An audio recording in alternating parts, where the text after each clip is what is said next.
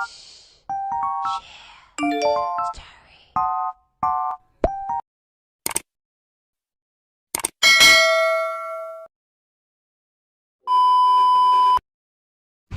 guys, good morning. It's Wednesday and as what you have noticed, hindi ako pumasok sa work kasi nagkaroon ng emergency dito sa bahay. So, yan, may dumating nga palang parcel today guys. So, let's do an unboxing. Actually, yung binili ko is 4 na ceiling fan and then boxes para sa mga gamit ko. So, yan, samahan nyo ako guys mag-unbox. So, stay tuned guys.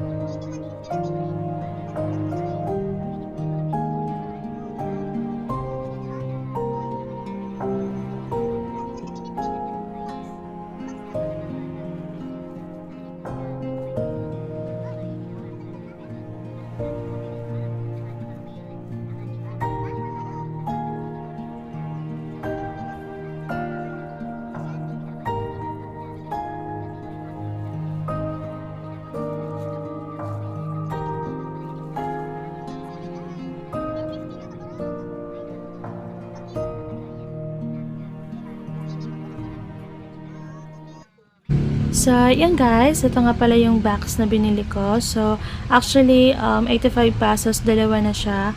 Meron siyang maliit na box and then malaki. So, actually, super worth it niya and then goods naman yung price niya.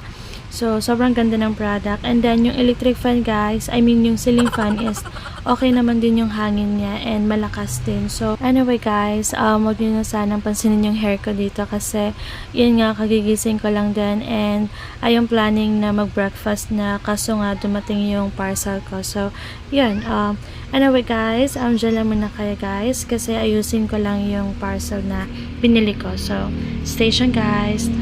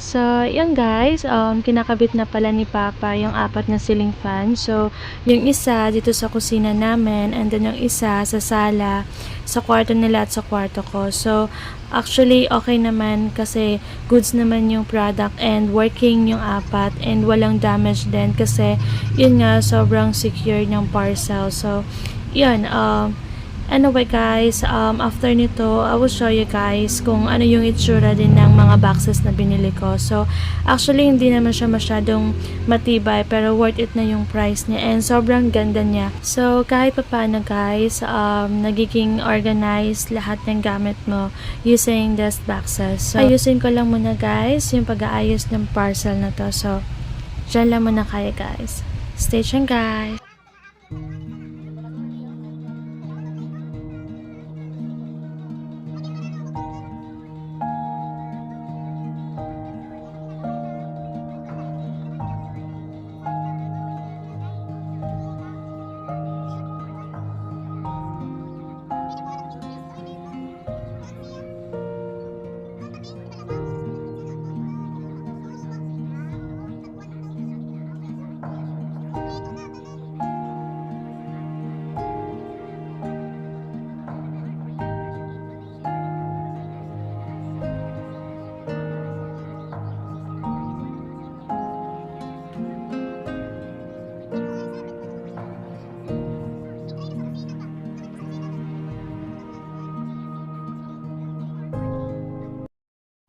So, yan guys, I will show you guys kung ano yung itsura ng mga boxes na to. So, ito siya guys, and actually tatlo yung binili ko. So, sobrang ganda niya and sobrang worth it talaga guys. Kasi, yun nga, na-organize ko na lahat ng gamit ko. So, yan. That's all for today's video guys. Thank you guys for watching.